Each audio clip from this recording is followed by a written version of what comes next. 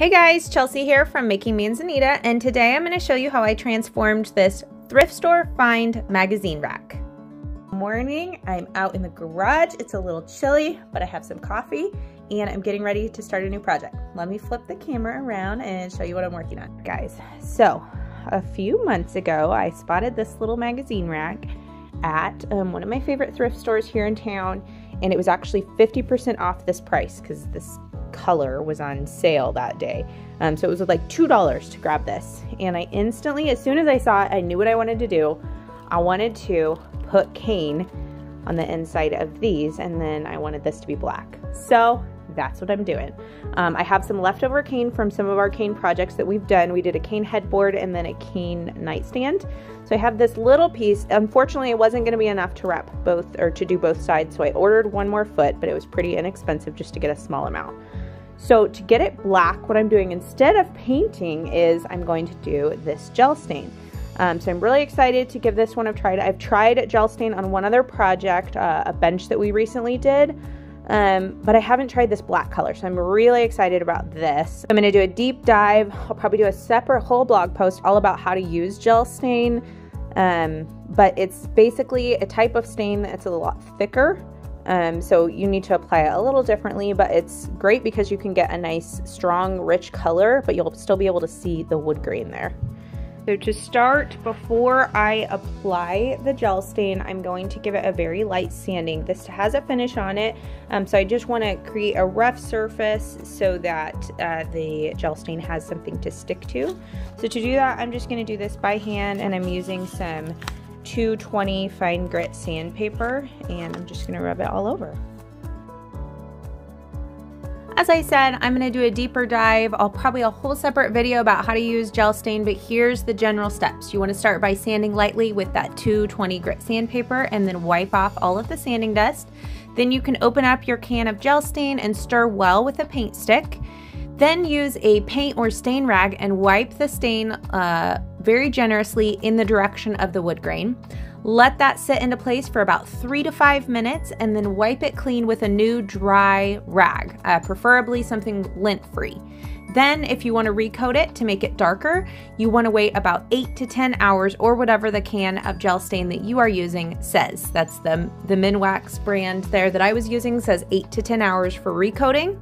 And then once you're done and it's the right color, you can let it dry for 24 hours before you seal it. And if it's still tacky to the surface, like sticky at all, you want to wait longer. You want to wait until it's completely dried and not sticky anymore before you move on to sealing it. Okay, so here is how the magazine rack is looking after one coat of the gel stain, and I did this yesterday. You don't have to wait 24 hours between recoats. I just ran out of time. I think you need to wait like 8 to 10 hours for your second coat. So I think it looks good, but I wanted it to be darker. I wanted it to be more black. So I'm going to do a second coat and possibly a third. We'll see how it turns out, but that's what I'm going to work on today. But here's what it looks like after one coat.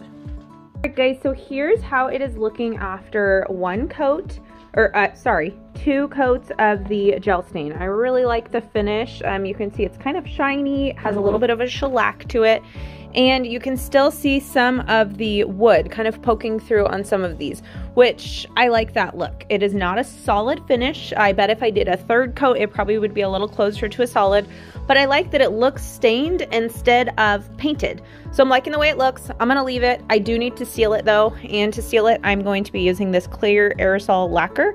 This is one of my favorite finishes. It's very easy to apply, it's fast drying, and you just spray it on in several light coats.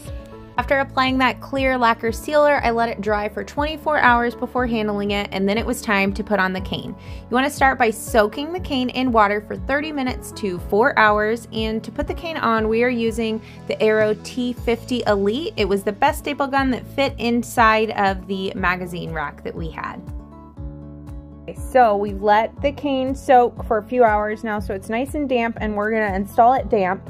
Because if you haven't seen us do a project with cane before, this is wood, so it expands when it gets wet, and then as it dries, it will contract. So you want to install the cane while it's a little damp so that when it's installed after it dries, it'll be nice and taut. So we're going to install this now, and it's a little damp, and we're going to staple it on.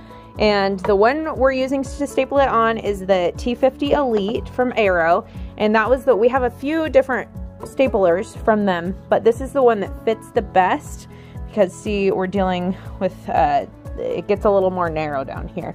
So this is the one that'll fit in there, and we'll be able to push it in even where it gets more narrow. So to put the cane on, you may need 2 people for this part because it helps to have one person kind of hold it into place, make sure it's nice and straight, and pull it taut while the other person staples, at least once you get to the opposite side. And we stapled the staples very close together, probably about 1/2 inch to 1 inch apart for a nice secure hold. And here we are using a 1/4 inch T50 staples, and those are the T50 staples are the one that fit into this gun here. And then once you're done, you can cut off the excess cane webbing with scissors or utility knife. And you may need to go back afterwards and just touch up a little bit with a little more of the gel stain to cover up any scratches that come from the scissors. Afterwards, we had a few little areas of touch up that were required after we were done. And then when you're ready to do the other side, you just flip it over and you should be able to easily get the second side in. And here is how it looked when it was all done. I absolutely love how it turned out. It was such a dramatic transformation from this little magazine rack that only cost me $2 at the thrift store, and it fits in perfectly in our modern boho living room. I can't decide whether I want to keep it out here or move it into our office next to the chair in there. So let me know what you guys think. I would love it if you would subscribe to our channel while you're here. We share weekly DIY and renovating videos, and we'll see you next week. Have a great day.